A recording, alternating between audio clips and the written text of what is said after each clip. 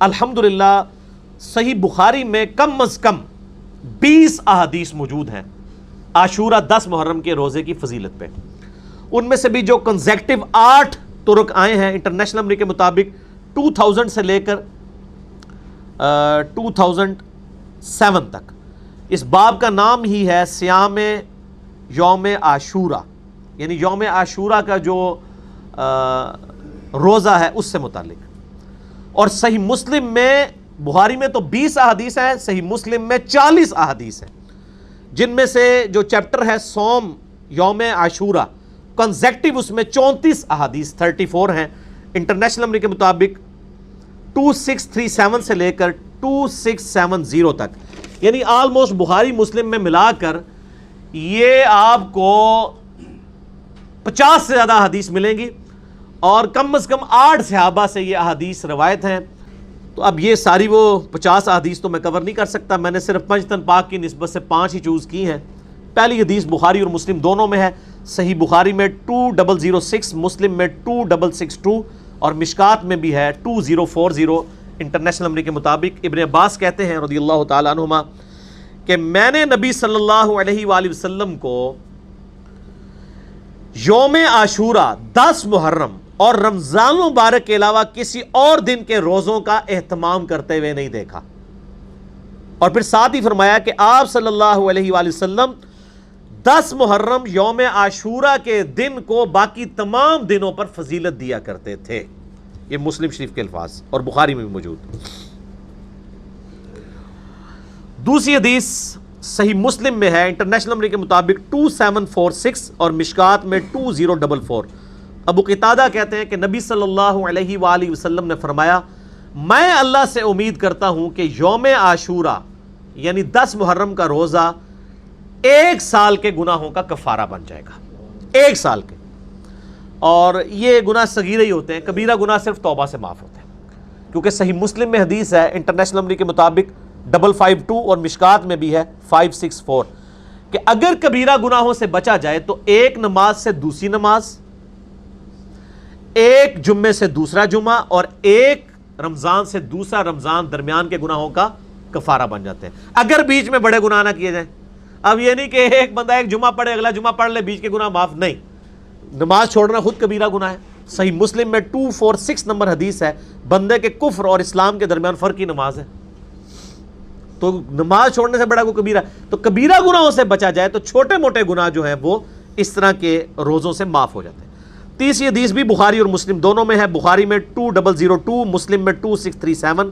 اما عائشہ رضی اللہ تعالیٰ عنہ کہتی ہیں کہ قریش مکہ بھی زمانے جاہلیت میں عاشورہ کا روزہ رکھا کرتے تھے، اور میرا گمان یہ ہے کہ چونکہ ابراہیم علیہ السلام کو آتش نمرود سے نجات ملی تھی تو بنو اسماعیل کو بھی عاشورہ کے دن کی فضیلت پتہ تھی، حالانکہ مشرکین عرب بت پرست تھے، وہ بھی عاشورہ کا روزہ رکھا کرتے تھے. تو نبی صلی اللہ علیہ وآلہ وسلم بھی مکے میں عاشورہ کا روزہ رکھا کرتے تھے. رمضان شریف تو مدینے میں فرض ہوئے نا روزے، مکے میں آپ عاشورہ کا روزہ رکھا کرتے تھے. اما عائشہ کے آگے الفاظ ہیں حتیٰ کہ ہجرت مدینہ کے بعد بھی آپ صلی اللہ علیہ وآلہ وسلم ہمیں حکم دیتے تھے کہ ہم عاشورہ کا روزہ رکھیں، لیکن جب رمضان کے روزے فرض ہوئے تو آپ صلی اللہ علیہ وآلہ وسلم نے ارشاد فرمایا اب جس کی مرضی چاہے وہ عاشورہ کا روزہ رکھے، جس کی مرضی اس روزے کو چھوڑ دے. یعنی رمضان کے روزے جب فرض ہوئے تو نبی صلی اللہ علیہ وآلہ وسلم نے اس کو آبلیگیٹری نہیں رہنے دیا، بلکہ اس کو آپشنل رکھ دیا کہ 10 محرم کا روزہ یہ نفلی روزہ ہے، آپ کو رکھ لے ثواب ہے، کوئی چھوڑ دے کوئی گناہ نہیں ہے، یہ فرض نہیں ہے. چوتھی حدیث بھی بخاری اور مسلم دونوں میں ہے، بخاری میں 2004، مسلم میں 2656. عبداللہ ابن عباس کہتے ہیں کہ جب نبی صلی اللہ علیہ وآلہ وسلم مدینہ شریف تشریف لائے تو آپ نے یہودیوں کو دیکھا کہ وہ عاشورہ کا روزہ رکھتے ہیں. پوچھا کیوں رکھتے ہو؟ تو انہوں نے کہا کہ اللہ تعالیٰ نے موسیٰ علیہ السلام کو نجات دی تھی فرعون سے، تو ہم اس دن کی تعظیم کرتے ہیں. مسلم شریف کے ایک طریق میں الفاظ ہیں ہم اس دن کی تعظیم کرتے ہیں، دوسرے میں الفاظ ہیں ہم اللہ کا شکر کرتے ہیں، اور تیسرے میں الفاظ ہیں کہ ہم اسے عید کے دن کے طور پر مانتے ہیں. تو آپ صلی اللہ علیہ وآلہ وسلم نے فرمایا ہمارا تو زیادہ حق ہے کہ ہم موسیٰ علیہ السلام کے لیے شکرانے کے طور پر روزہ رکھیں، کیونکہ ہم موسیٰ علیہ السلام سے تم سے زیادہ بڑھ کر قریب ہیں. ظاہر ہے کہ وہ تو ٹیمپرڈ فارم میں تورات کو لے کے چل رہے تھے، نبی علیہ السلام کی تو یہ جو دین ہے یہ اسی کی کنٹینیوشن ہے بنی اسرائیل کی, صرف شریعت میں تھوڑی بہت چینج آئی. تو آپ صلی اللہ علیہ وسلم نے پھر صحابہ کو حکم دیا کہ 10 محرم الحرام کا روزہ رکھو. 5ویں حدیث صحیح مسلم میں ہے 2666, مشکات میں 2041. ابن عباس رضی اللہ تعالیٰ عنہ کہتے ہیں کہ جب نبی صلی اللہ علیہ وآلہ وسلم نے ہمیں حکم دیا اس بات کا کہ ہم بھی جو ہے وہ عاشورہ کا روزہ رکھیں, تو کچھ اصحاب نے عرض کیا کہ یہ تو یہود و نصارہ کی پیروی ہو جائے گی ایک طرح کی. تو آپ نے فرمایا پھر تم ان کی مخالفت کرو اور تم 9 تاریخ کا روزہ رکھو, یعنی 9 محرم الحرام کا, اور اگر میں اگلے سال تک زندہ رہا تو میں بھی 9 کا روزہ ایڈ کروں گا. لیکن اس سے پہلے ابن عباس کے الفاظ ہیں کہ نبی علیہ السلام دنیا سے چلے گئے. اچھا, یہ حدیث میں کافی ساری کنٹراڈکشنز آتی ہیں, تو وہ بعض لوگ کہتے ہیں وہ یہ اضطراب ہے, پہلے آپ نے اجازت دے دی اور پھر آپ نے یہود و نصارہ کی مخالفت کا اس وقت کیوں نہیں خیال آیا, بالکل اینڈ پہ کیوں آیا. بیسیکلی یہ گریجولی شریعت کے احکام ایوالو ہوتے ہیں, یہ نہیں ہوتا کہ مطلب وہ ایک دن میں ساری چیزیں سیٹل ہو جاتی ہیں. تو یہ یعنی الٹیمیٹلی یہ ڈیسیژن ہوا. اچھا, یہ جو مسلم شریف کے الفاظ ہیں نا, میں اگلے تم 9 کا روزہ رکھو, یہ جب آپ کسی کا بھی ترجمہ دیکھیں گے نا, بریلوی, دیوبندی, اہل حدیث, شیعہ, تو سب نے بریکٹ میں لکھا ہوگا 9 کا بھی روزہ رکھو. یہ بھی جو انہوں نے لگائی ہوئی ہے نا, یہ حدیث میں نہیں ہے, لیکن لگائی صحیح ہوئی ہے. ایک پہلی شاید جڑی کہ صحیح لائی ہوئی ہے انہوں نے, وہ اس لیے لگائی ہے کہ جامعہ ترمذی میں حدیث ہے 755 انٹرنیشنل نمبر کے مطابق کہ ابن عباس نے فرمایا کہ نبی علیہ السلام ہمیں یوم عاشورہ کا روزہ 10 محرم کو رکھنے کا کہتے تھے. اس میں 10 کی تاریخ بھی آ گئی. البتہ اس حدیث کی صحت میں اختلاف ہے, شیخ البانی سے صحیح کہتے ہیں, شیخ زبیر صاحب ضعیف کہتے ہیں حسن بصری کی تدلیس کی وجہ سے. لیکن اس کو سپورٹیو ایک چیز امام ترمذی نے ساتھ جو قول لکھا ہے نا, موقوفاً یہ روایت بالکل صحیح ہے, اس کو شیخ زبیر صاحب بھی صحیح مانتے ہیں. امام ترمذی نے اس حدیث 755 کے ساتھ لکھا, ابن عباس فرمایا کرتے تھے کہ 9 اور 10 2 روزے رکھ کر یہودیوں کی مخالفت کرو, اور اس کی پوری سند ہے سنن الکبریٰ البیہقی میں انٹرنیشنل نمبر کے مطابق 8187 جلد 4 پیج 287 پہ, جسے شیخ زبیر صاحب نے بھی اپنے الحدیث رسالے میں لکھا ابن عباس کے اس قول کو جو ترمذی لے کے آئے ہیں. اور میں نے پہلے بھی عرض کیا ہے کہ اگر کوئی صحابی کی حدیث موقوف ثابت ہو جائے تو مرفوع حدیث اگر ضعیف بھی ہو نا, اس کو سپورٹ مل جاتی ہے. تو ابن عباس فرمایا کرتے ہیں کہ یہود و نصارہ کی مخالفت کرو, 9 اور 10 2 روزے رکھ کے. اب آپ کو پتہ چلا مسلم میں انہوں نے بھی کیوں کیا ہے, وہ اس کی وجہ سے کیا. مسند احمد میں ایک حدیث ہے انٹرنیشنل نمبر کے مطابق 2154, یہ حدیث کمزور ہے. اس میں ابن عباس کا قول یہ ہے کہ یہود و نصارہ کی مخالفت کرو 10 سے پہلے ایک روزہ ملا کر یا 10 کے بعد ایک روزہ ملا کے, یعنی 9 اور 11 دونوں آپشن ہیں. بہرحال اجتہاداً یہ صحیح ہے, اگر کسی شخص کا 9 کا روزہ رہ جائے, اب اس نے 10 کا رکھا ہے, میرے ساتھ ایک دفعہ ایسے ہو گیا تھا, پھر میں نے 11 کا روزہ رکھ لیا تھا تاکہ مخالفت ہو جائے 2 روزے رکھ کر.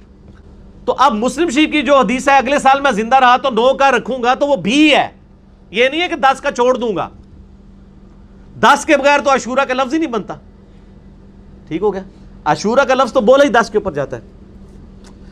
تو اس لیے میں کہتا ہوں کہ یعنی صحابہ کے فہم کے بغیر کتاب و سنت کو لے کے نہیں چلنا, یعنی غیر مقلد نہیں بننا. آپ نے مقلد تو بننا ہی نہیں نا, غیر مقلد بھی نہیں بننا, متبع سنت بننا ہے. اور متبع سنت یہ ہے کہ کتاب و سنت کو سلف کے فہم کے مطابق, صحابہ کرام کے فہم کے مطابق سمجھنا.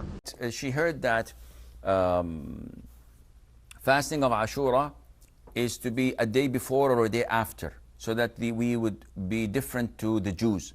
And what she said is correct in regards of the day before, because the Prophet ﷺ, as we learned earlier, that when he came to Medina in the first year of Hijrah, Ashura was mandated, and then it was abrogated and became Sunnah.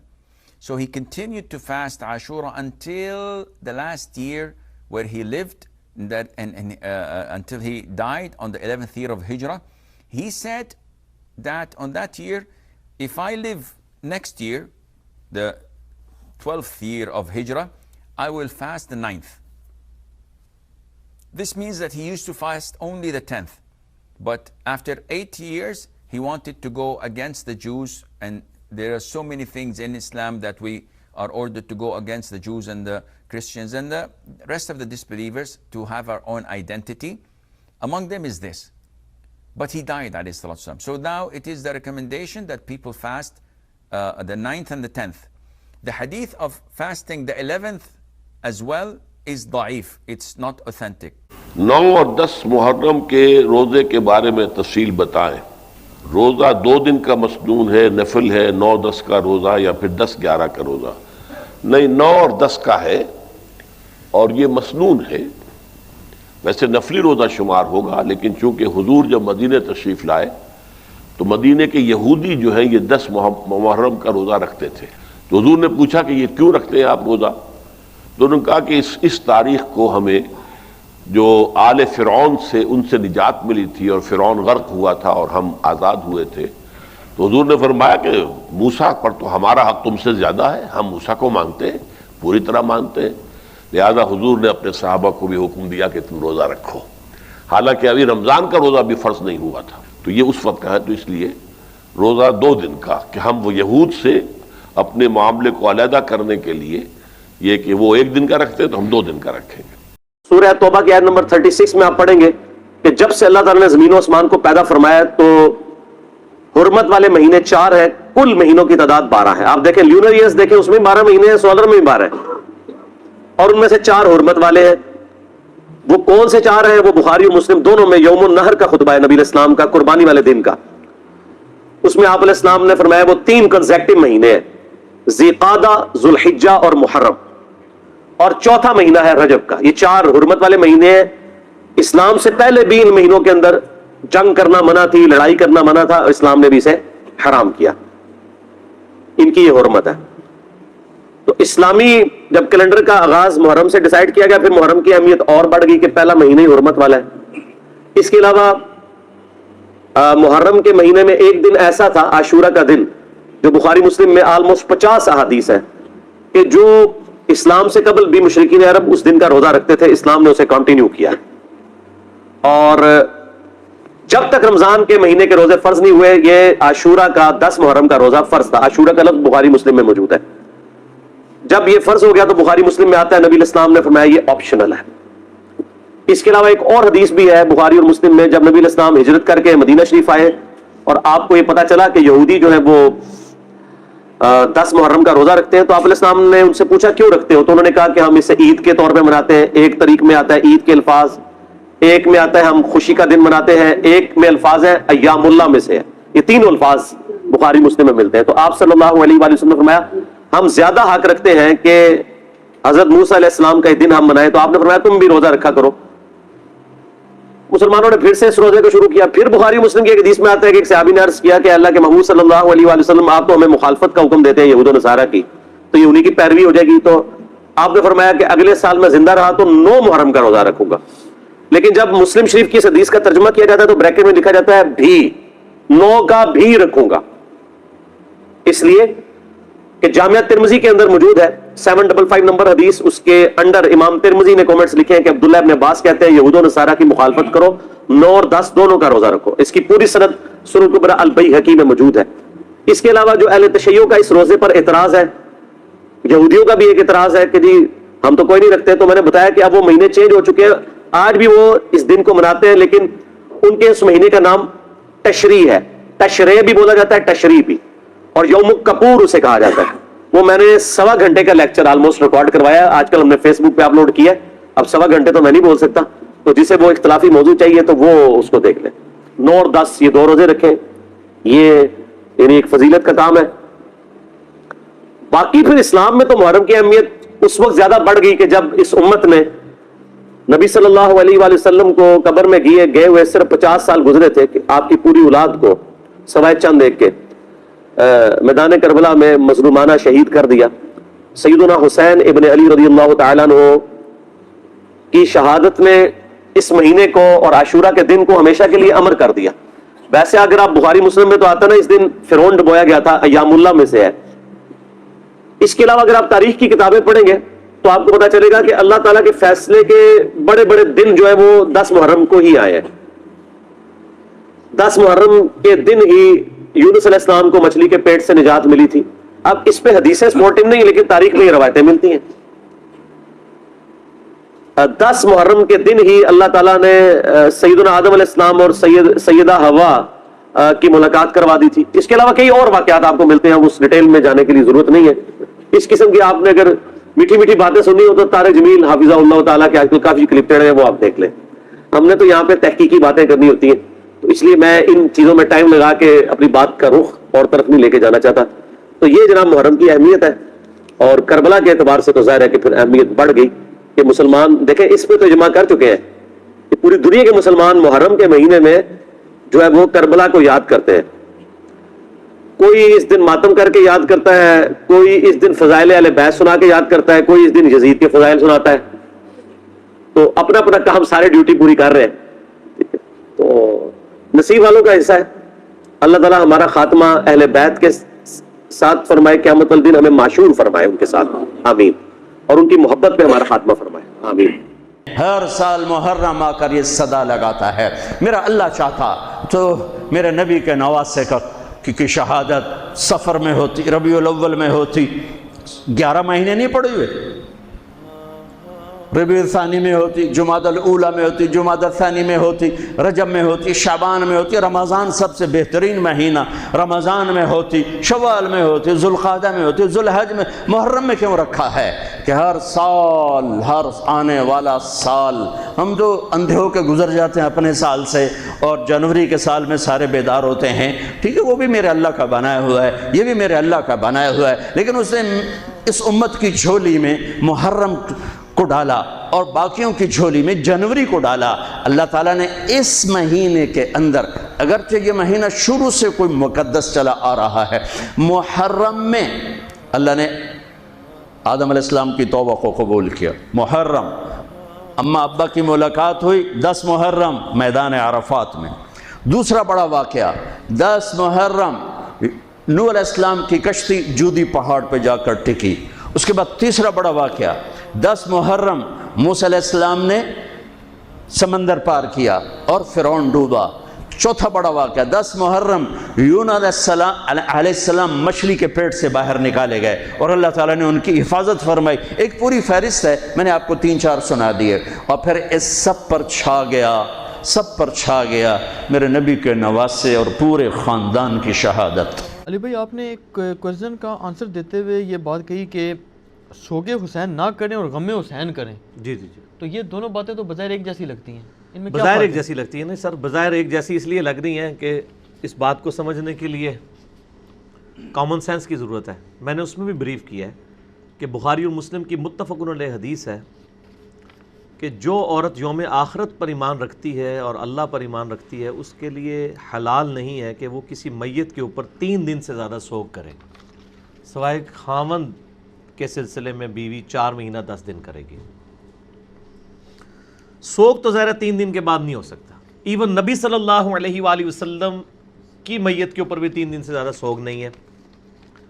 البتہ آپ صلی اللہ علیہ وآلہ وسلم کی وفات کا غم صحابہ کرام کو پوری زندگی ہرا رہا ہے.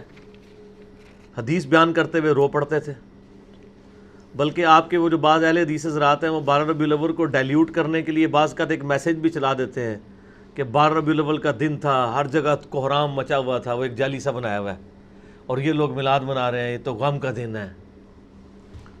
تو وہ ان الزامی بات کے طور پہ کر رہے ہیں. حالانکہ 12 ربیع الاول تو وفات ثابت نہیں, میرا یوٹیوب پہ کلپ آپ دیکھ لیں. تو غم کبھی ختم نہیں ہو سکتا. صحیح بخاری میں جو قتل حمزہ والا چیپٹر ہے نا, اس میں آپ دیکھیں واشی نے قتل کیا سیدنا حمزہ کو, اور نبی صلی اللہ علیہ وآلہ وسلم نے بلا کے پوچھا, واشی کہ یا رسول اللہ, قاتل حمزہ یا رسول اللہ, فرمایا تو ایسا کر سکتا ہے کہ مجھے اپنی شکل نہ دکھائے. پوری زندگی آپ نے اس کو اپنے سامنے نہیں آنے دیا, حالانکہ چچا کو شہید ہوئے 5 سال ہو چکے تھے. کسی نے آپ صلی اللہ علیہ وآلہ وسلم کو مشورہ نہیں دیا کہ بھی سوگ تو جو ہے وہ 3 دن سے زیادہ نہیں ہے, آپ 5 سال پرانے چچا کو یاد کر رہے ہیں. آپ نے تو بلکہ اپنا جو آخری خطبات میں سے خطبہ شہدائے احد کے اوپر ہی جنازہ پڑھ کے دیا تھا, اپنے چچا کی قبر کے اوپر جا کے وہاں پہ جنازہ بھی پڑھا, اور کہا مجھے تم سے یہ خطرہ نہیں کہ تم میرے بعد شرک کرنے لگو, البتہ یہ ڈر ہے کہ دنیا کے خزانے تم پر کھول دیے جائیں گے, تم بھی دنیا کی محبت میں ایک دوسرے کو قتل کرو گے جس طرح اگلوں نے کیا, اور تم بھی تباہ و برباد ہو جاؤ گے جس طرح اگلے ہوئے. یہ بخاری مسلم دونوں میں حدیث موجود ہے. امام حسن علیہ السلام کا قاتل کون, اس میں نے یہ حدیث اور اس پہ اہل حدیث علماء کے کامنٹس بھی پڑھ کے سنائے تھے, کیونکہ اس وقت پریکٹیکلی ناسبیت کا جھنڈا جو ہے وہ بعض اہل حدیث علماء نے اٹھایا ہوا ہے. تو غم حسین تو ختم نہیں ہو سکتا, جیسا کہ غم حمزہ ابن عبد المطلب ختم نہیں ہوا آپ کو رہا. اور غم حسین تو ایسا غم ہے جو آپ کی زندگی میں بھی آپ کو تھا اور وفات کے بعد بھی. زندگی میں مسند احمد میں حدیث موجود ہے, میں نے اپنے یہ ریسرچ پیپر جو ہے کربلا والا, اس کے اندر وہ ڈالی ہوئی ہے کہ مولا علی علیہ السلام کہتے ہیں میں نبی صلی اللہ علیہ وآلہ وسلم کے پاس آیا, آپ نے حضرت حسین کو گود میں اٹھایا ہوا ہے, زاروں کے تار رو رہے ہیں. میں نے پوچھا یا رسول اللہ میرے باپ آپ پہ قربان, آپ کو کس نے غمناک کیا؟ فرمایا ابھی جبرائیل علیہ السلام میرے پاس آئے تھے اور انہوں نے مجھے خبر دی کہ آپ اس بچے سے اتنا پیار کر رہے ہیں اور آپ کی امت اس کو فرات کے کنارے شہید کر دے گی. اور پھر جبرائیل علیہ السلام نے یوں ہاتھ مار کے مجھے کربلا کی سرخ مٹی بھی دکھائی, تو اس کی وجہ سے میں پھر غمگین ہو گیا. اس طریقے سے مسند احمد میں موجود ہے حدیث کہ مولا علی علیہ السلام جب جنگ نہروان کے لیے جا رہے تھے, اس دوران نینوا کے مقام کے اوپر آپ نے اپنے ساتھی کو کہا, الفاظ ہیں اس میں, اے ابو عبداللہ صبر کرنا. ابو عبداللہ کو نیت تھی حضرت حسین علیہ السلام کی. تو ساتھی کہہ رہی ہے آپ کس سے باتیں کر رہے ہیں کہ اے ابو عبداللہ صبر کرنا, اے ابو عبداللہ صبر کرنا. فرمایا میں نے نبی صلی اللہ علیہ وآلہ وسلم سے یہ حدیث سنی تھی. پھر انہوں نے وہ حدیث بیان کی آگے سے جو میں آلریڈی بیان کر چکا ہوں کہ میں ایک دفعہ آپ کے پاس آیا. یہ مسند احمد کی حدیث پوری یوں ہے. وفات یعنی کہ بعد کیا 50 سال کے بعد جب واقعہ کربلا ہوا ہے 10 محرم 61 ہجری کے اندر, وہاں پہ آپ دیکھیں کہ ابن عباس کہتے ہیں, مسند احمد میں یہ موجود ہے اور تواتر کے ساتھ ابن عباس کے شاگردوں نے اس خواب کو نقل کیا. شیخ زبیر لزئی صاحب, شیخ شعیب ارنود دونوں اس حدیث کو صحیح کہتے ہیں کہ ابن عباس نے خواب دیکھا کہ دوپہر کا وقت ہے, نبی صلی اللہ علیہ وآلہ وسلم کے بال بکھرے ہوئے ہیں, پرانگدہ حالت ہے, جسم کے اوپر ڈسٹ وغیرہ لگی ہوئی ہے اور ہاتھ میں خون کی ایک شیشی ہے. اور ابن عباس کہتے ہیں میں یعنی کانپ اٹھا, میں نے کہا یا رسول اللہ صلی اللہ علیہ وآلہ وسلم میرے ماں باپ آپ پہ قربان, یہ آپ کی کیا حالت ہے؟ فرمایا یہ حسین اور ان کے ساتھیوں کا خون ہے جو میں صبح سے جمع کروں کربلا میں. یہ ایک تمثیل دکھائی گئی تھی, یہ نہیں ہے کہ آپ وہاں موجود تھے. اس طرح کی ایون ہم جتنے دوست یاروں کو خواب میں دیکھتے ہیں, آپ ان سے پوچھیں کہ آپ آج میرے خواب میں آئے تھے, تو ان کو نہیں پتا ہوگا. وہ اللہ تعالیٰ تمثیل دکھاتا ہے نا. تو وہ کہتے ہیں میں اس وقت اٹھا, وہ دن اور تاریخ میں نے نوٹ کر لی, بعد میں پتا چلا اسی دن 10 محرم الحرام 61 ہجری میں حسین ابن علی کو ان کے ساتھیوں کے سمیت 72 کے قریب وہ بنتے ہیں ٹوٹل, شہید کر دیا گیا, جن میں سے 18 اہل بیت تھے اور باقی دوسرے لوگ. تو یہ غم حسین تو جاری ہے جی. اب یہ حدیث آپ دیکھ لیں تو نبی علیہ السلام کی وفات کے 50 سال کے بعد ہے. غم حسین کو ڈیلیوٹ نہیں کرنا چاہیے. باقی میرا ریسرچ پیپر پڑھ لیں, اتنی گفتگو کافی. 17 اہل البیت شہید ہوئے, 17, جن میں سے ایک ایک پوری کائنات سے زیادہ وزنی ہستی تھا. ایک ترازو میں ایک کو رکھو اور ساری کائنات کو دوسرے ترازو میں رکھو تو ان کا وزن زیادہ تھا. اور اس 72 تو جان نثار تھے. اہل البیت 17, 19, 22 تک کا عدد آتا ہے. اور اس اہل البیت کے قافلے میں سب سے خوبصورت تھے حضرت حسن کے بیٹے قاسم, سب سے خوبصورت. جب جان نثار سارے شہید ہو گئے ایک ایک کر کے, پھر اہل البیت کی باری آئی. اہل البیت کی باری, میں کہتا ہوں تمام صحابہ میں سب سے مظلوم ہستی ہیں حضرت علی بن ابی طالب. آپ تو صرف حسین عباس سنتے ہو نا, حسین عباس. حسین بن علی فاطمہ سے ہیں, عباس بن علی, ابو بکر بن علی, عثمان بن علی, محمد بن علی, عبداللہ بن علی, جعفر بن علی. 7 بچے ذبح کیے گئے علی بن ابی طالب. 7 بھائی, حسین تو ابن علی ہیں, وہ تو اپنی ذات میں آپ ہیں. 6 بھائی ساتھ اور شہید ہوئے. عباس کی شخصیت مشہور ہوئی کہ ان کے ہاتھ میں جھنڈا تھا, اس لیے زیادہ مشہور ہو گئے. 6 ساتھ اور ہیں. پھر آپ کے بیٹے علی، آپ کے بیٹے عبداللہ بالکل معصوم تھے اور آپ تنہا رہ گئے تھے، سب شہید ہو چکے تھے، اور آپ بھی اگر وہ کوفی چاہتے تو بہت پہلے آپ کو شہید کر لیتے، لیکن وہ ہر کوئی اب تلوار مارنے سے ڈر رہا تھا، تو وقت پیچھے جا رہا تھا تو 2 سال کے بچے معصوم عبداللہ بن حسین، آپ نے خود تمنا کی، یہ وہ خیمے سے کہیں باہر جھانکا تو آپ نے کہا اس کو میرے پاس بھیجو۔ ان کو خیال تھا کہ شاید یہ درندے بچے سے باز آ جائیں، کوئی امتحان تھا میرے نبی کے گھر کا، میرے نبی کی اولاد کا۔ مجھے تو ہمت نہیں ہوتی سارا قصہ سنانے کی، آنسو کیسے روکو، سینے کو پھٹنے سے کیسے روکو۔ لیکن ہم نے ربیع الاول آتا ہے، ہم ڈھول بجا کے پھر فارغ ہو جاتے ہیں کہ جیسے صرف میرے نبی 12 دن کے لیے تھے، اور محرم آتا ہے ہم رو دھو کے پھر ایسے ہو جاتے ہیں جیسے بس حسین کی قربانی 10 دن کے لیے ہے۔ بھائیو، ہم نے رسم و رواج کو دین بنا دیا۔ میرے نبی پل پل کے لیے ہیں، لمحے لمحے کے لیے ہیں، میرا ہر لمحہ میرے نبی کی غلامی میں ہو تو میں نے ربیع الاول کو منایا ہے۔ میرے روئے میں اللہ کی محبت ہو کہ میرے بوٹی بوٹی اللہ اللہ پکارے تو تب میں نے محرم کو منایا ہے۔ نہ جھوٹ والا جھوٹ چھوڑتا ہے، نہ زانی زنا چھوڑتا ہے، نہ شرابی شراب چھوڑتا ہے، نہ ڈاکو ڈاکے چھوڑتا ہے، نہ رشوت لینے والا رشوت چھوڑتا ہے، نہ یہ بازاروں میں بیٹھے ہوئے ہیرا پھیری اور جھوٹ چھوڑتے ہیں۔ آپ نے عبداللہ کو گود میں بٹھایا کہ آخری باپ بیٹے کی نظریں 4 ہو رہی تو کوفی لشکر میں کہ ابن الموقت، اس کم وقت نے نشانہ لا کے تیر چھوڑا ہے۔ میرے اللہ کی تقدیر ابھی حسین کو اور اوپر لے جانا چاہ رہی ہے، ان کے صبر کو اور اوپر لے جانا چاہ رہی۔ تیر دائیں بائیں بھی جا سکتا تھا، خطا بھی ہو سکتا تھا، اس معصوم بچے کے سیدھا یہاں آ کے لگ اور حلق سے پار ہو گیا، بچے کی آہ بھی نہ نکلی اور سر ایسے ڈھلک۔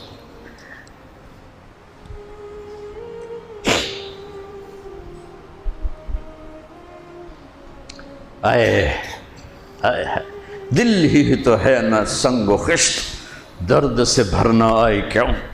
یہاں میرے نبی کے نواسے کا دل پھٹا ہے، اور آپ نے اپنے بیٹے کا خون اپنے ہاتھوں میں ایسے لے لی، ایسے یوں گردن سے ابھر رہا تھا، یوں لے لی، پورے لپ بھر لی پوری، اور یوں آسمان کی طرف بلند کیا۔ اے میرے رب، اگر تو اس طرح مجھ سے راضی ہے تو میرا سودا سستا ہے۔ یہ فیصل آباد والوں کو پیغام دینا ہے جو کہتے ہیں بچیاں نو کتھوں کھوا بھی ہے، بچیاں نو کتھوں کھوا، روٹی کتھوں کھا بھی، مٹا دو کربلا کی تاریخ کو۔ سارا سال یزید کو گالیاں دینا اور کرسی پہ بیٹھ کے یزید بننا،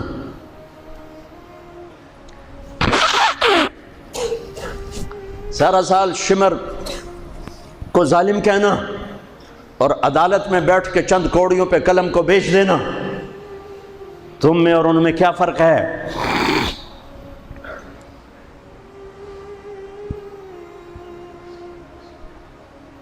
ہمارا دین رسم و رواج نہیں ہے، حقائق پر ہے۔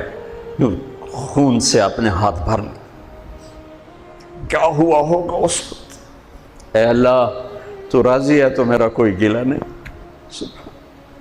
تو نے اپنی مدد کو روک لیا ہے، میں تجھ سے راضی۔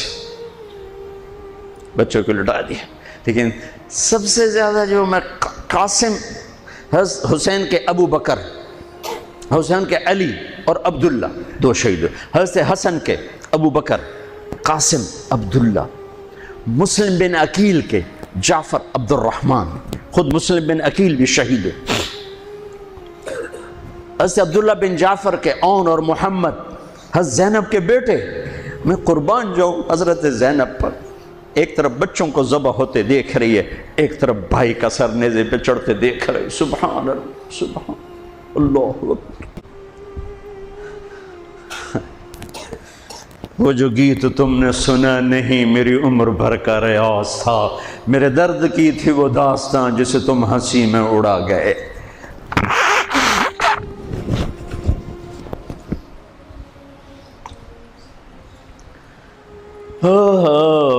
جب قاسم نکلے یوں لگا جیسے چاند زمین پہ اتر آیا، ان کو بھی نہیں چھوڑا۔ ان پر ایک کوفی نے وار کیا تو انہوں نے زور سے بکر آئے چچا، آئے چچا۔ تو حسین تو زخموں سے نڈھال تھے، لیکن بھتیجے کی پکار پر زخمی شیر کی طرح جھپٹ اور کوفیوں کی صفوں کو چیرتے ہوئے آ کر قاتل پہ حملہ کیا، اس کا بازو کاٹ دیا، لیکن اس کو لوگوں نے گھیر لیا۔ یہ تڑپ کے نیچے گرے تو ان کے سرانے کھڑے ہو کر فرمایا، بھتیجے آج تیرا چچا بڑا بے بس، آج وہ تیری مدد کرنے سے بے بس ہے۔ یہ کیا منہ دکھائیں گے اپنے نبی کو جنہوں نے اس کی اولاد میں اپنی تلواروں کو رنگین کر دیا، اولاد کے خون میں جنہوں نے اپنی تلواروں کو رنگین کر دیا، یہ کیا منہ دکھائیں گے؟ عبداللہ بن عباس رضی اللہ تعالیٰ عنہ سوئے ہوئے تھے، 61 ہجری 10 محرم، خواب دیکھا اللہ کے نبی کے ہاتھ میں بوتل ہے اور اس میں خون ڈالنا ہے، زمین سے خون ڈال۔ کہا یا رسول اللہ یہ کیا ہے؟ آپ نے کہا یہ حسین اور اس کے ساتھیوں کا خون ہے، میں جمع کر رہا ہوں، میں قیامت کے دن ان کا وکیل بن کے آؤں گا، ان کا وکیل میں بنوں گا۔ ایسی عظیم اولاد، اتنے عظیم سپوت، صرف اللہ کو راضی کرنے پر بازی۔ میرے رب کی قسم اٹھا کے کہہ رہا ہوں، کروڑ دفعہ اگر حضرت حسین رضی اللہ تعالی عنہ علیہ السلام یزید کے ہاتھ پر بیعت کر بھی لیتے تو ان کی جنت میں کوئی فرق نہیں پڑنا تھا۔ انہیں فرق نہیں پڑنا تھا، فرق آگے پڑنا تھا۔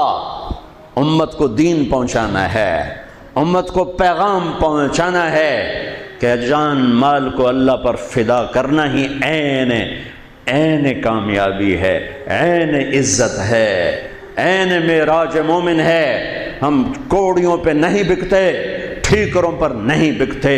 پیسے کی کھنک یا مال کی چمک یا کرسی کی ہوس یہ کسی مسلمان کے ضمیر کو نہیں خرید سکتی۔ اگر وہ بکا ہے تو اپنے ایمان کی خیر منائے، اگر وہ بکا ہے تو اس دن کا انتظار کرے جس دن میرا نبی حسین کا کٹا ہوا سر میدان معاشر میں پیش کرے گا۔ لاؤ اپنی اولادیں، کوئی حسین سے قیمتی نسل دکھاؤ۔ تم بچوں کے لیے کہتے رہے روٹی کی تو کھاویے، بچنوں کی تو پالیے، اے نہ کریے او نہ کریے تو کام کے میں ٹورے۔ لاؤ میرے حسین جیسا، لاؤ میرے عبداللہ جیسا، لاؤ میرے قاسم جیسا، یا اپنی تاریخ مٹا دو یا ان راہوں سے واپس آؤ۔ کہاں جا رہے ہو؟ کیا پیسہ ہی سب کچھ؟ یہیں رہنا ہے؟ موت پیچھے نہیں ہے؟ یزید بھی مر گیا، صرف 3 سال کم وقت کو حکومت میں، صرف 3 سال، 39 سال کی عمر میں مر گیا۔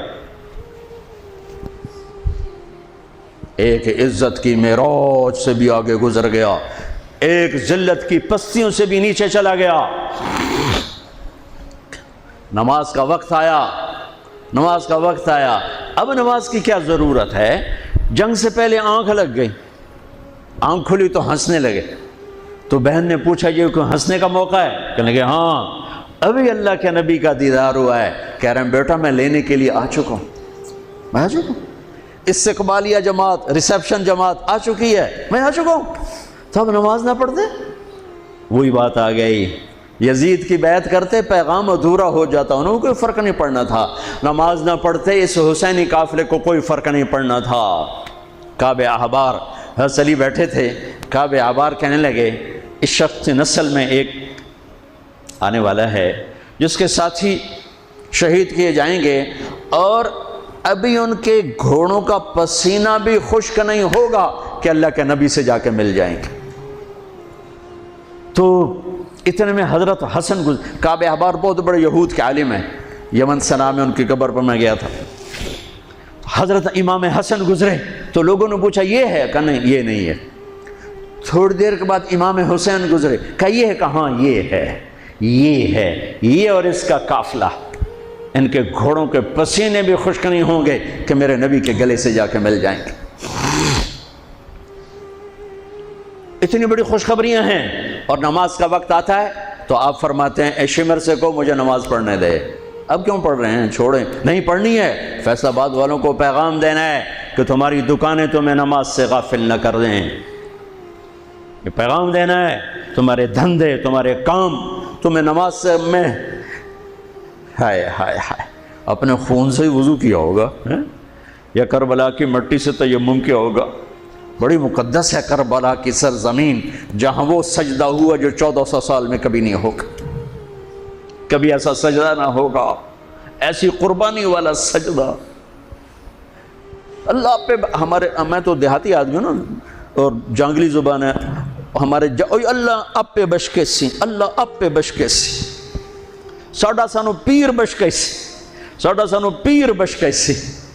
ارے اللہ کے واسطے حسین سے بڑا پیر کون ہوگا؟ حسین کے سر سے بڑا سایہ کس کے سر پہ ہے؟ یہ لاڈ شاید اس لیے لڑائے تھے کہ آگے آپ دیکھ چکے تھے کہ ہونے والا کیا ہے. ایک زہر میں تڑپ رہا ہے.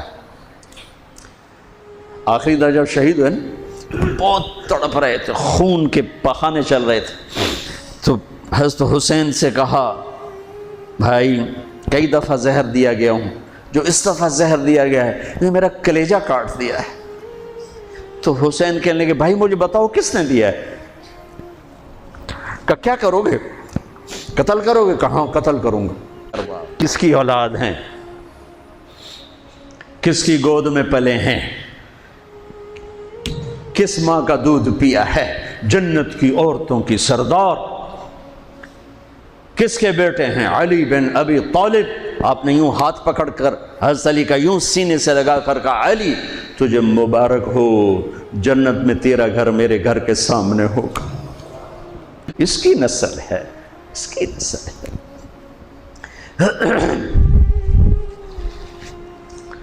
آپ نے شمر کو پیغام بھجوایا نماز پڑھنے کے لیے. انہوں نے کہا ہم نماز کے لیے جنگ نہیں روکیں گے. تو آپ نے کہا پھر نماز تو نہیں چھوٹ سکتی. فیصل آباد کے 8 بازار والے تو کہیں گے جی ویل لینا سے جی وہ جی ویل نہیں جی گاہک بڑے ہیں جی کی کریا. تو میں نے امت کو پیغام دینا ہے کہ زیر خنجر بھی یہ پیغام سنایا ہم نے. سجدے میں جان دینا ہی تو مقصود زندگی ہے. کب چلو آدھے نماز پڑھو آدھے جنگ کرو، آدھے نماز پڑھو آدھے جنگ کرو. آدھوں کو نماز پہ کھڑا کیا، آدھوں نے جنگ کی. پھر انہوں نے نماز پڑھی، انہوں نے جنگ کی، اور عصر سے پہلے سب کے سر کٹ کے نیزوں پہ چڑھ چکے تھے.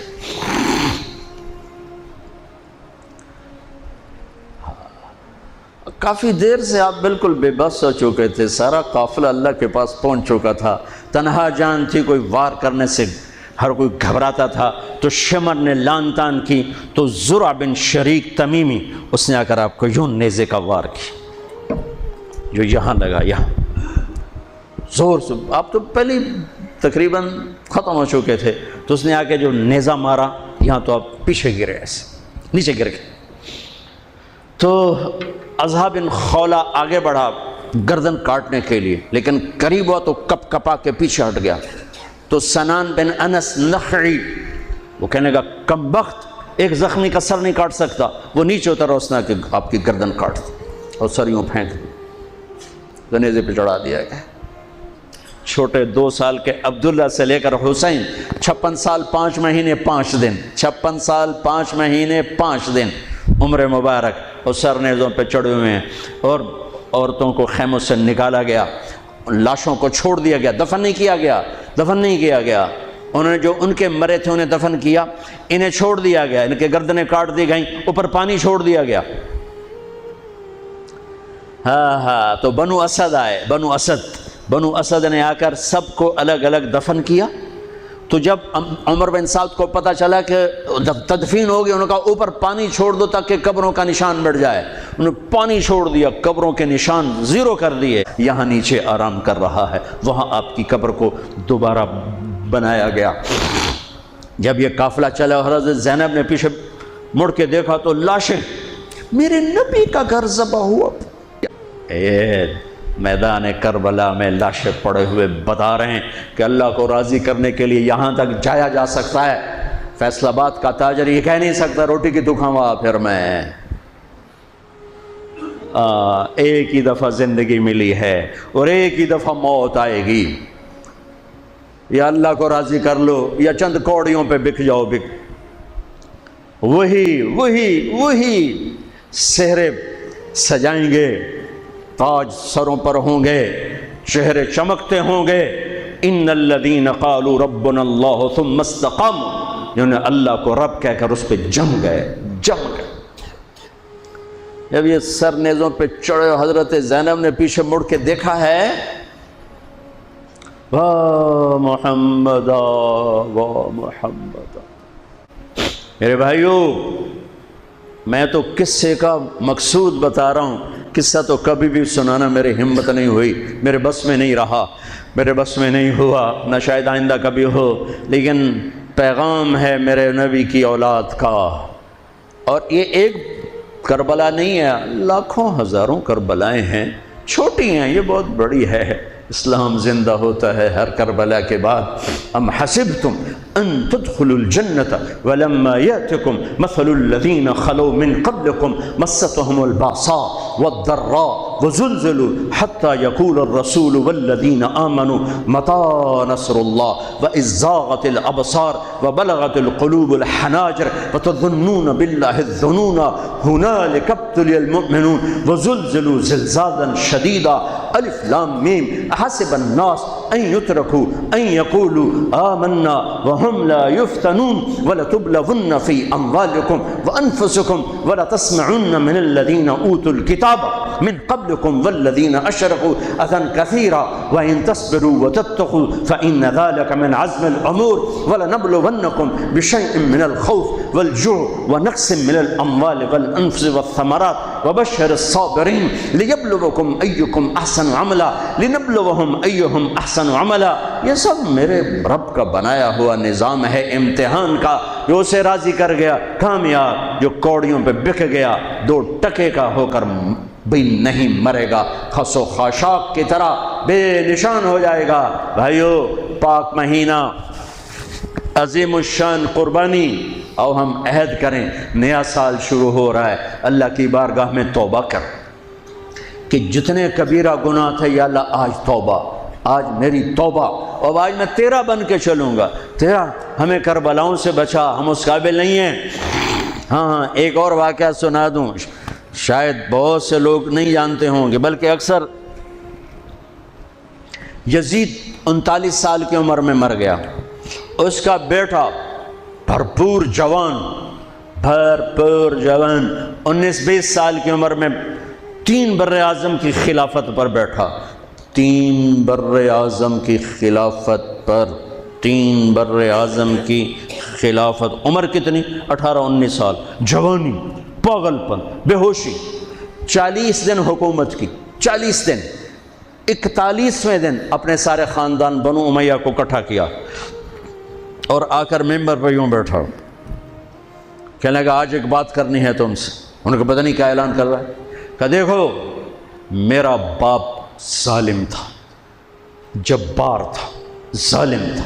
اس نے تخت کی خاطر اہل البیت کا خون بہایا, اور وہ تخت جس کے نیچے اہل البیت کا خون ہو, اور جس تخت کے نیچے حسین کا خون ہو, میں اس تخت پہ لعنت بھیجتا ہوں. یہ ہے تمہاری حکومت, جس کو مرضی دے دو, میں یہ جا رہا ہوں.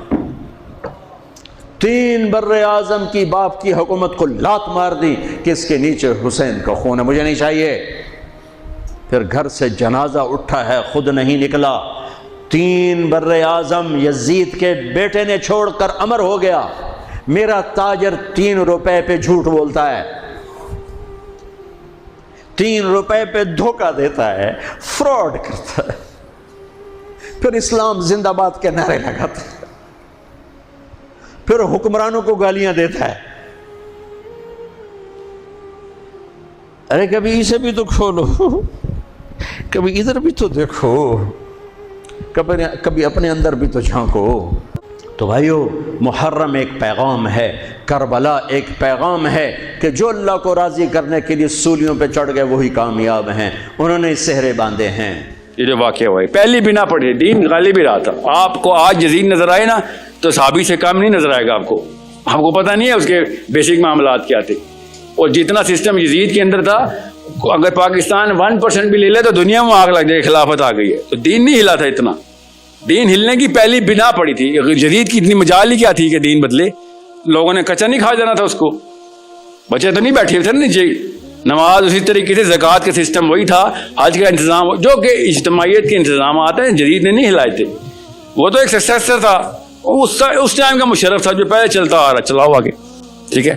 سیدنا حسین کی ویلیو اس لیے اتنی بڑی ہے اسلام میں, انہوں نے یہ بات بھانپ کے بتا دی تھی کہ بیٹا تو مذہبی امور کے اندر سب کچھ ٹھیک ہے, تو نے جو کیڑا جو تو ڈسکوالیفائی ہو رہا نا, تو اس سسٹم کے اوپر ڈسکوالیفائی ہو رہا ہے کہ جس میں ایک بندے کو اس ممبر پہ بیٹھنے کا حق ہی نہیں ہے جس پہ تو بیٹھ رہا ہے.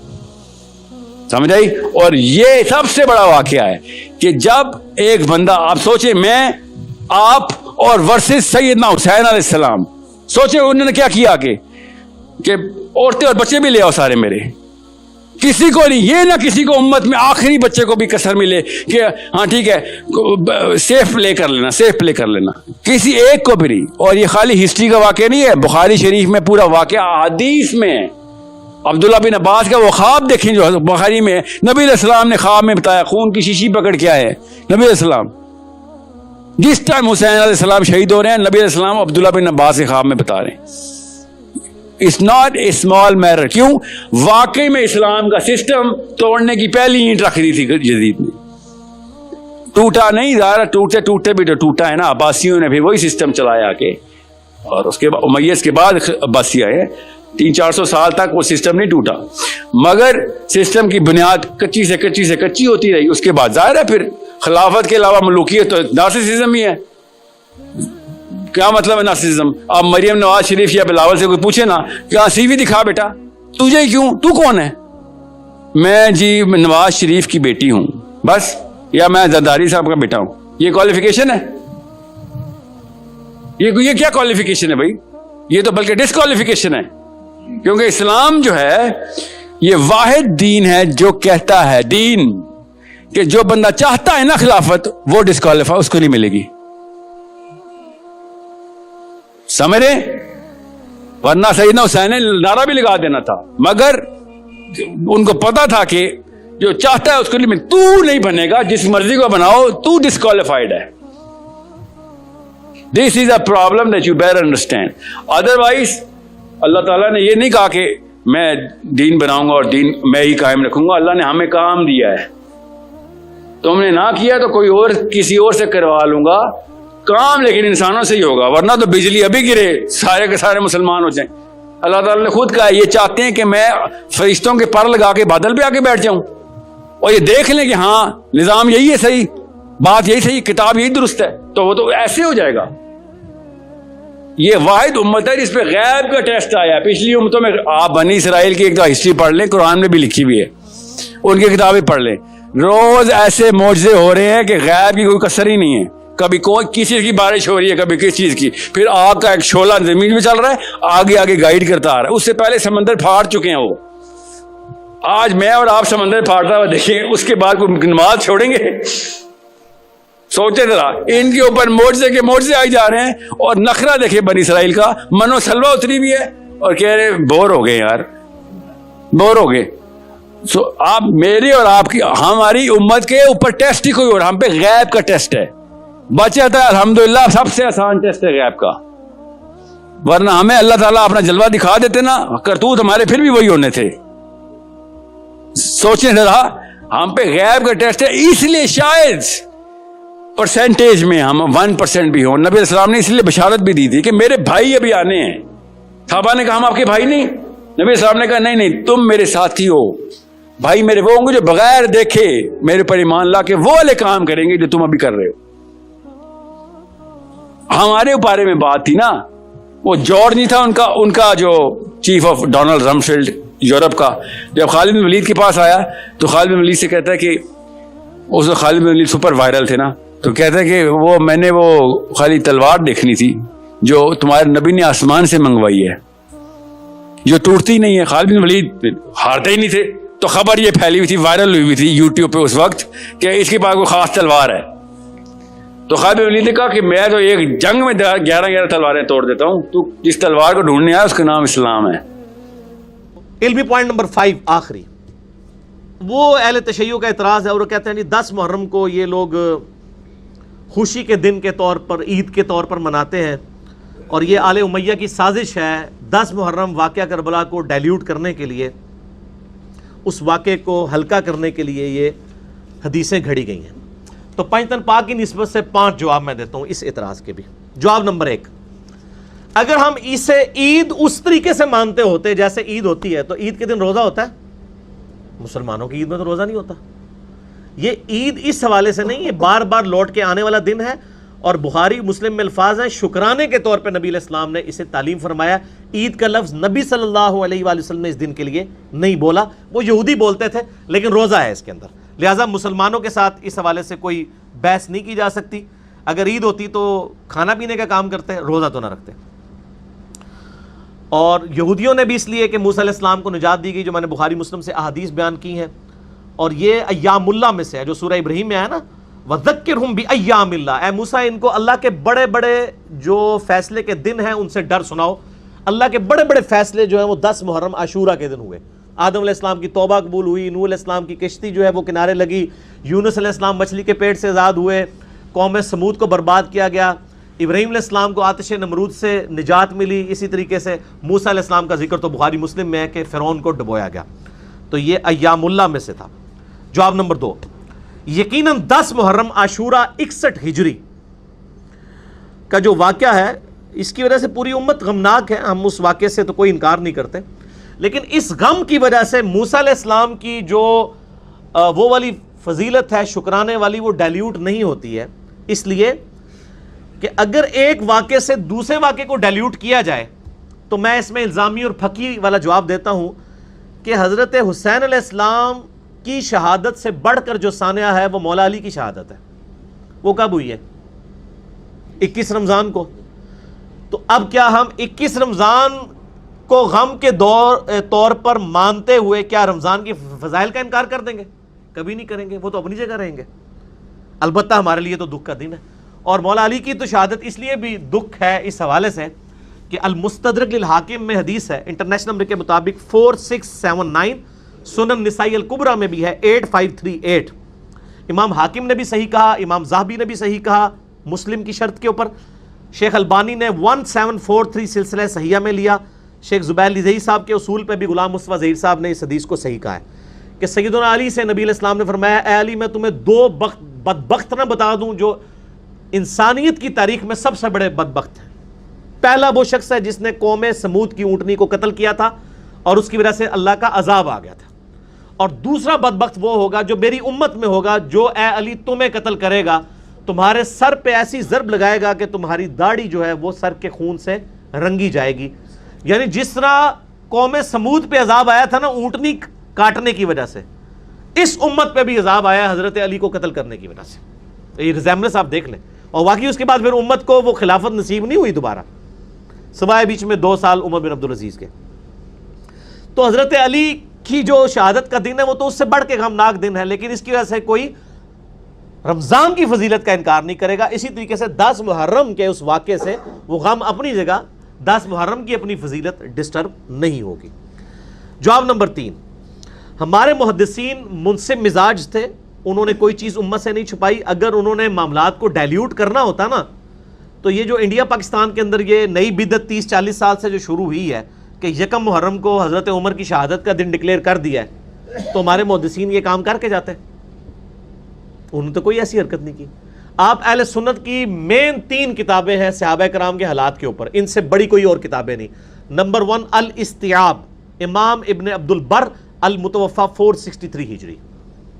نمبر 2 ہے اسد الغابہ، امام ابن اسیر رحمہ اللہ تعالی، المتوفى 630 ہجری۔ 8000 صحابہ کے حالات زندگی اس میں جمع کیے انہوں نے، اور اسی کی شرح لکھی ہے ابن حجر اسقلانی، المتوفى 852 ہجری۔ اس شرح کا نام ہے الاصابہ، اسد الغابہ کی شرح ہے، اور یہ ساری اردو میں آ چکی ہوئی ہیں۔ 8000 صحابہ کا انسائکلوپیڈیا، اس میں آپ سیدنا عمر کے چیپٹر میں جائیں اور جا کے دیکھ لیں کہ سیدنا عمر کی شہادت کب ہوئی ہے، 26 ذوالحجہ کو ہوئی ہے۔ ایون آپ گوگل میں سرچ کریں, گوگل میں ویکیپیڈیا نے جو پیج بنایا ہوا ہے جو سنیوں نے بنایا ہے, اس میں بھی 26 ذوالحجہ لکھا ہوئی ہے, 26 ذوالحجہ 23 ہجری. یہ کہتے ہیں یکم محرم 24 ہجری بنتا ہے. یہ صرف 10 محرم کو نیچا کرنے کے لیے انڈیا پاکستان میں جو خوارج ہیں انہوں نے یہ کام شروع کیا, اور آپ دیکھیں انہوں نے پیرلل میں یکم محرم کے جلوس نکالنے شروع کر دیے. آپ مجھے بتائیں اگر جلوس ہی نکالنا ہے تو 12 ربیع الاول کے جلوس کی زیادہ اہمیت ہونی چاہیے یہ یکم محرم کے؟ 12 ربیع الاول کے تو نبی علیہ السلام کا دن ہے نا. اس کو تو وہی خوارج پارٹی جو ہے وہ کہتی ہے بدعت, اور شیعہ کے بکس کے اندر آ کر یکم محرم کو انہوں نے سنت کے طور پہ جاری کر دیا. میں تو ہے ہی جلسے جلوسوں کے خلاف ہوں. میں کہتا ہوں کنٹرول انوائرمنٹ میں صرف پروگرام ہونے چاہیے. یہ سڑکیں بلاک کر کے لوگوں کو ذلیل کرنا اور مسافروں کو, مریضوں کو تنگ کرنا, اسلام میں اس کی کوئی گنجائش نہیں, قطعاً کوئی گنجائش نہیں. کسی قسم کا جلسہ جلوس نہیں ہونا چاہیے کہ جس سے روڈز بلاک ہوں, لوگ تنگ ہوں. تو اہل سنت کے ائمہ نے یعنی یہ حرکت نہیں کی ہے. ایون ایک روایت تھی اس میں ابن اثیر نے نقل کی تھی اسد الغابہ میں کہ سیدنا عمر کو جب ہم دفنا کر فارغ ہوئے تو یکم محرم کا چاند اس رات کو نکلا تھا. وہ بھی یکم محرم نہیں بنتی, لیکن اس کے ساتھ ابن اثیر نے لکھا یہ روایت صحیح نہیں ہے. صحیح روایت یہ ہے کہ 26 کو ہوئی اور یکم محرم سے پہلے حضرت عثمان کی بیعت ہو چکی تھی. حضرت عثمان غنی رضی اللہ تعالیٰ عنہ خلیفہ راشد 23 ہجری میں ہی چنے جا چکے تھے, اور وہ آپ کو پتا 3 دن کے بعد چنے گئے تھے, 3 دن مشاورت ہوئی تھی. تو 26 ذوالحجہ والی بات بالکل ٹھیک ہے, آپ گوگل میں بھی جا کے سرچ کر لیں. تو یہ میرا تیسرا جواب تھا کہ اگر یہ 2 نمبری ہم نے کرنی ہوتی تو ہم مانتے. ہم تو ڈنکے کی چوٹ پہ کہہ رہے ہیں کہ یکم محرم سیدنا عمر فاروق رضی اللہ تعالیٰ عنہ علیہ السلام کا یوم شہادت نہیں ہے. جو بات صحیح ہے وہ ہم مانتے ہیں. باقی 10 محرم پہ تو اجماع امت ہے کہ سیدنا حسین کی شہادت ہوئی کربلا کے اندر 61 ہجری میں. جواب نمبر 4, میرے بھائیو, اہل حدیث اور اہل سنت یعنی انٹرچینجبل ورڈ استعمال ہوتے ہیں. اہل حدیث میں منہج کے اعتبار سے بات کروں, محدثین اپنے لیے اہل حدیث استعمال کرتے تھے, اہل سنت بھی. اہل سنت کے محدثین اگر اہل بیت سے بغض رکھتے ہوتے تو قتل حسین کا ذکر اپنی حدیث کی کتابوں میں نہ کرتے. میں درجنوں احادیث صرف بخاری اور مسلم سے زبانی بتا سکتا ہوں. ایک نمونے کے طور پر صحیح بخاری میں حسین علیہ السلام کے چیپٹر میں حدیث ہے انٹرنیشنل نمبر کے مطابق 3748. امام بخاری لے کے آئے کہ حسین علیہ السلام کا سر کاٹ کر تشت میں عبید اللہ ابن زیاد گورنر کوفہ یزید ابن معاویہ کا ان کے سامنے لا کر رکھا گیا. تو وہ اس کے ساتھ ان کے حسن کے بارے میں کوئی بات کرنے لگا تو انس ابن مالک رضی اللہ تعالیٰ عنہ پاس بیٹھے ہوئے تھے. انہوں نے کہا کہ حسین ابن علی نبی علیہ السلام کے سب سے زیادہ ہم شکل تھے. یہ بخاری میں حدیث ہے. تو پردہ تو کوئی نہیں ڈالا انہوں نے, یعنی عرض کیا ہے کہ نہ میں وہابی نہ میں بابی, میں ہوں مسلم علمی کتابی. ٹھیک ہوگا جی. اور مسند احمد میں 2165 نمبر حدیث ہے. یعنی یہ تو حدیث اتنی زبردست یعنی تواتر کے ساتھ نقل ہوئی ہے ابن عباس کے کئی شاگردوں سے. شعیب ارنوت بھی سے صحیح کہتے ہیں, شیخ زبیر صاحب نے بھی نقل کی فضائل صحابہ میں کہ نبی علیہ السلام کی وفات کے 50 سال کے بعد ابن عباس نے دوپہر کے وقت ایک خواب دیکھا.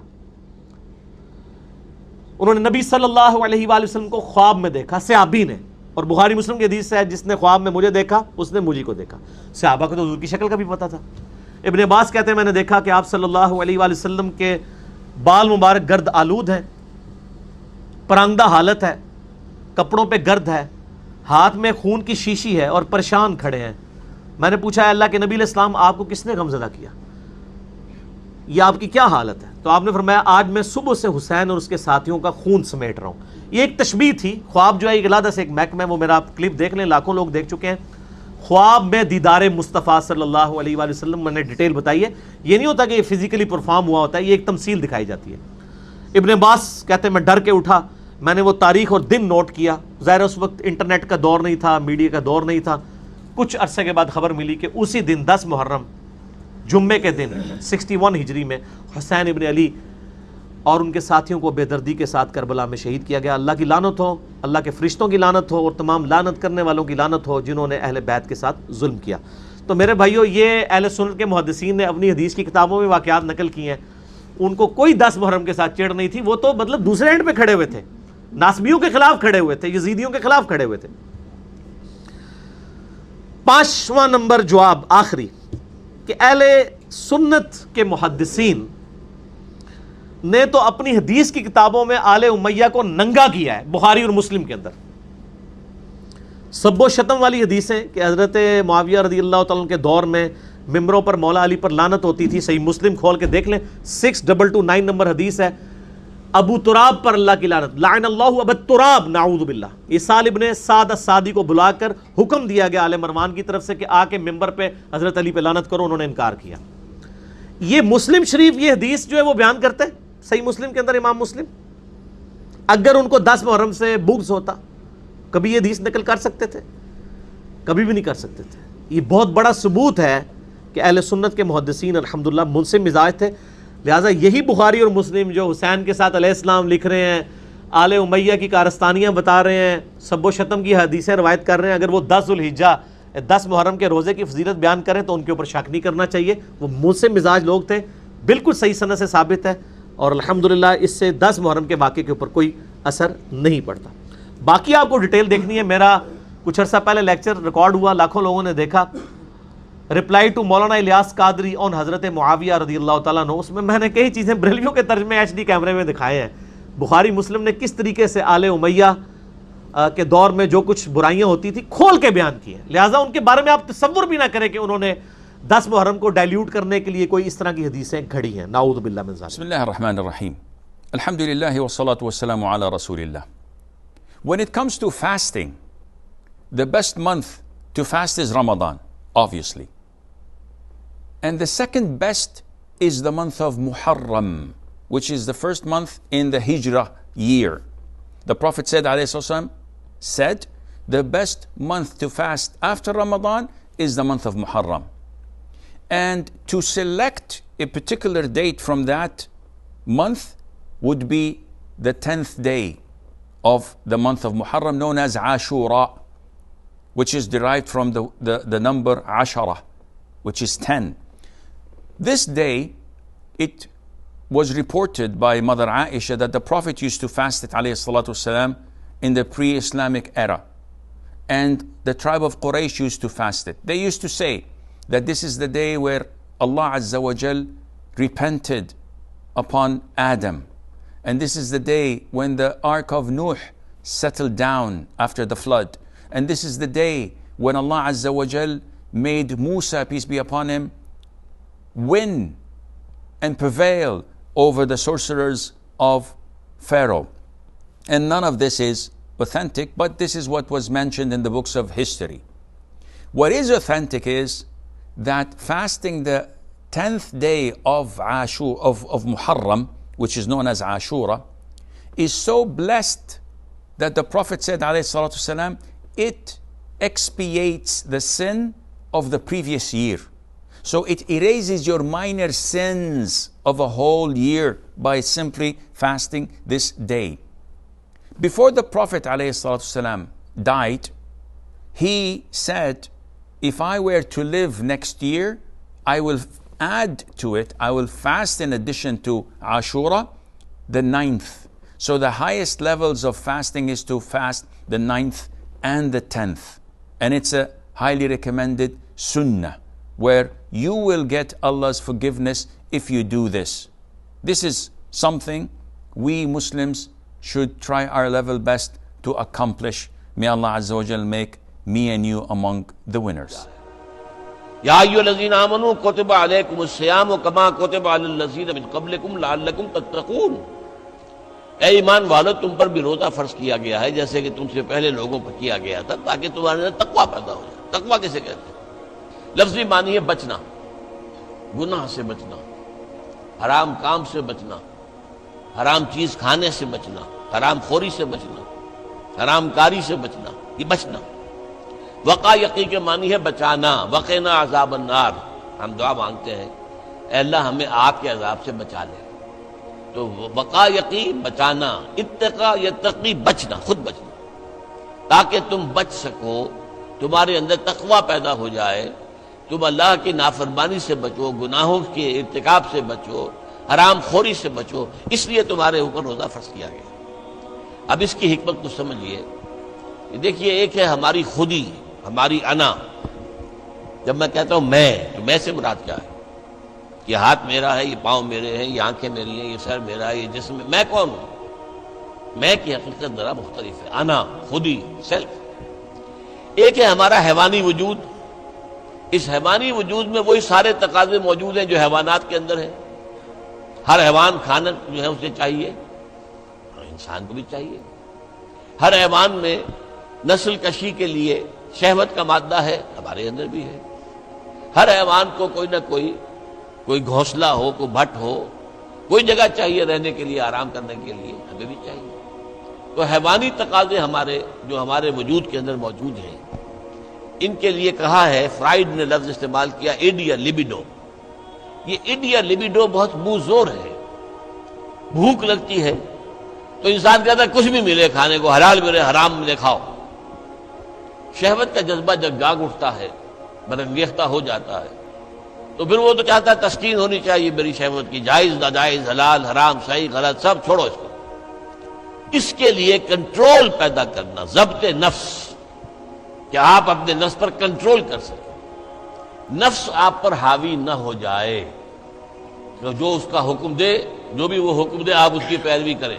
نہیں، نفس کو اپنے قابو میں رکھیں، اپنی مرضی کے مطابق اسے چلائیں. اس کی مثال ایسے ہی ہے کہ جیسے ایک گھوڑا ہے اور ایک سوار ہے اس پر. اب اگر گھوڑا منہ زور ہے، طاقتور ہے، اور سوار بیچارہ کمزور ہے، تو کیا ہوگا؟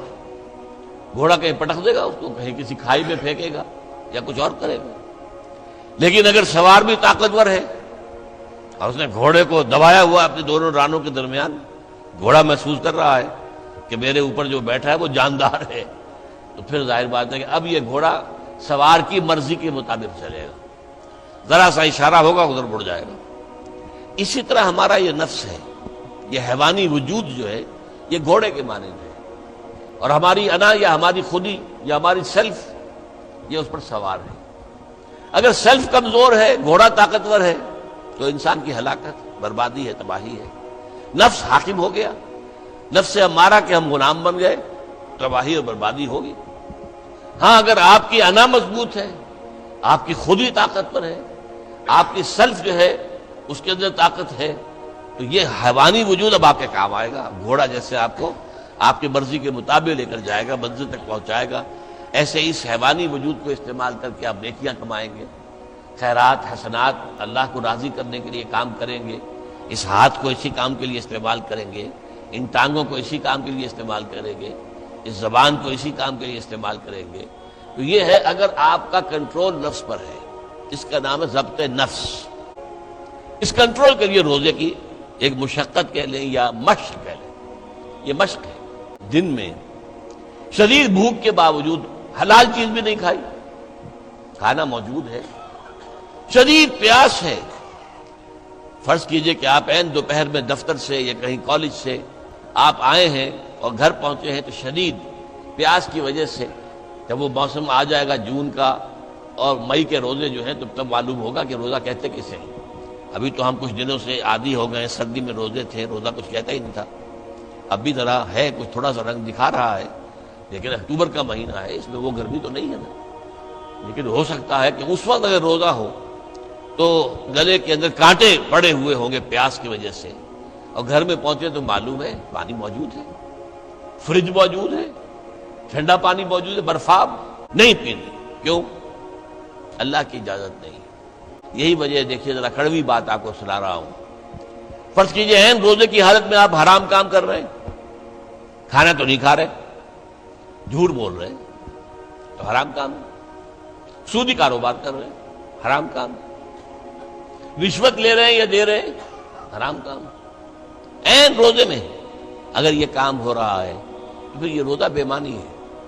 صرف کھانا پینا چھوڑ دیا تم نے، روزہ تو نہیں رکھا، یہ روزہ تو نہیں. حضور کی 2 حدیثیں آپ کو سنا رہا ہوں. من لم یدع قول الزور والعمل به، جس شخص نے جھوٹ بولنا اور جھوٹ پر عمل کرنا نہیں چھوڑا، فلیس للہ حاجۃ ان یدع طعامہ وشرابہ، تو اللہ کو کوئی ضرورت نہیں ہے کہ وہ کھانا پینا چھوڑ دے. جھوٹ بولنا نہیں چھوڑا عین حالت صوم میں، تو یہ صوم نہیں ہے، فاقہ ہے. تم نے کھانا پینا چھوڑ دیا، بس روزہ نہیں. نہ اس میں روزے کی حکمت پوری ہوگی، نہ روزے کی غرض و غایت پوری ہوگی، نہ روزے کی برکات، روزے کے انوار اس سے پیدا ہوں گے، بلکہ بس یہ ہے کہ آپ نے دن بھر میں فاقہ رکھا ہے، اللہ خیر صلی اللہ۔ اس طرح ایک اور حدیث میں آتا ہے کم من صائم لیس من صیامہ الا الجوع، کتنے ہی روزہ رکھنے والے ایسے ہیں جنہیں اپنے روزے سے سوائے بھوک کے اور کچھ حاصل نہیں، بھوکا رہا بس، منہ بند کیے رکھا، باقی روزہ نہیں تھا وہ۔ جب عین روزے کی حالت میں جھوٹ بول رہا ہے یا جھوٹے عمل کے اوپر، جھوٹے کاروبار پر عمل کر رہا ہے، یہ روزہ نہیں ہے۔ تو روزے میں کھانا اور پینا صرف یہ ترک کرنا نہیں ہے، تو روزہ رکھا جائے پورے آداب کے ساتھ تو اس سے تقویٰ پیدا ہوتا ہے، اس میں کوئی شک نہیں۔ تو یہ ہے گویا کہ اولین سطح پر روزے کی حکمت، یا ایھا الذین آمنوا کتب علیکم الصیام کما کتب علی الذین من قبلکم لعلکم تتقون۔ وَأَنِيبُوا إِلَىٰ رَبِّكُمْ وَأَسْلِمُوا لَهُ مِن قَبْلِ أَن يَأْتِيَكُمُ الْعَذَابُ ثُمَّ لَا تُنصَرُونَ وَاتَّبِعُوا أَحْسَنَ مَا أُنزِلَ إِلَيْكُم مِّن رَّبِّكُم مِّن قَبْلِ أَن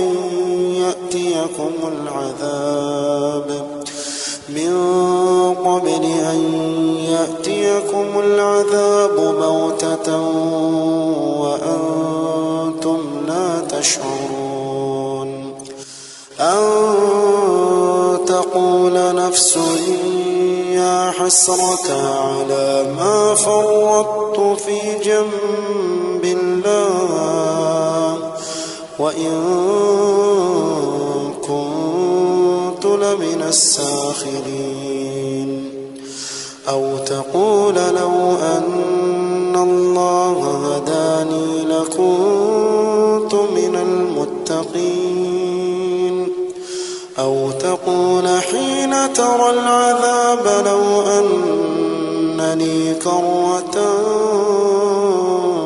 فَأَكُونَ مِنَ الْمُحْسِنِينَ بَلَىٰ قَدْ جَاءَتْكَ آيَاتِي فَكَذَّبْتَ بِهَا وَاسْتَكْبَرْتَ وَكُنتَ مِنَ الْكَافِرِينَ وَيَوْمَ الْقِيَامَةِ تَرَى الَّذِينَ كَذَبُوا عَلَى اللَّهِ وُجُوهُهُم مُّسْوَدَّةٌ أَلَيْسَ فِي جَهَنَّمَ مَثْوًى لِّلْمُتَكَبِّرِينَ وَيُنَجِّي اللَّهُ الَّذِينَ اتَّقَوْا بِمَفَازَتِهِمْ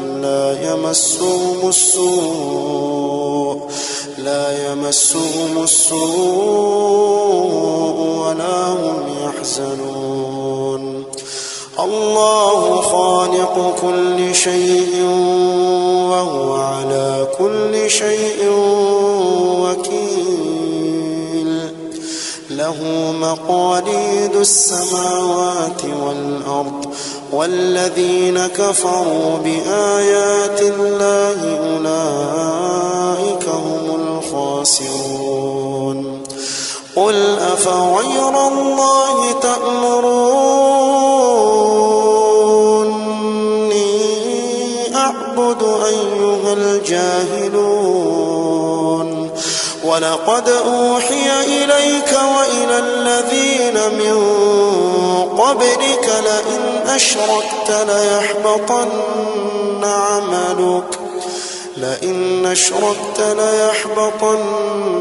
عملك ولتكونن من الخاسرين بل الله فاعبد وكن من الشاكرين وما قدر الله حق قدره والأرض جميعا قبضته يوم القيامة والسماوات مطويات بيمينه سبحانه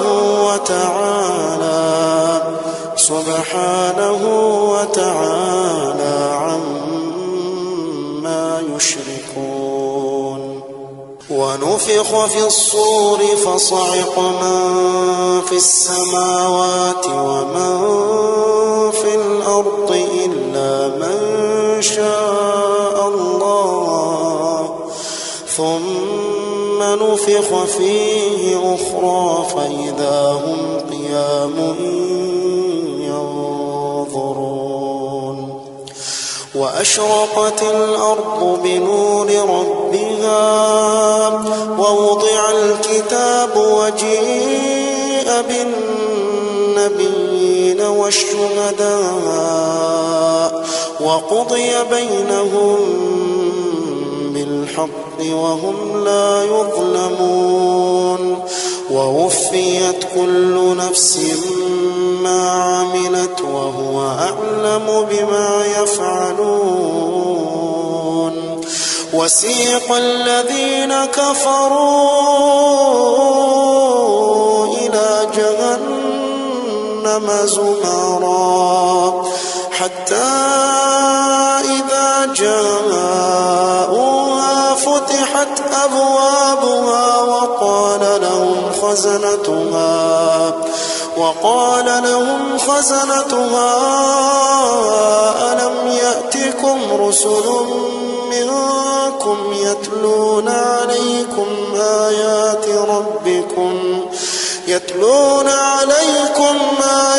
ربكم وينذرونكم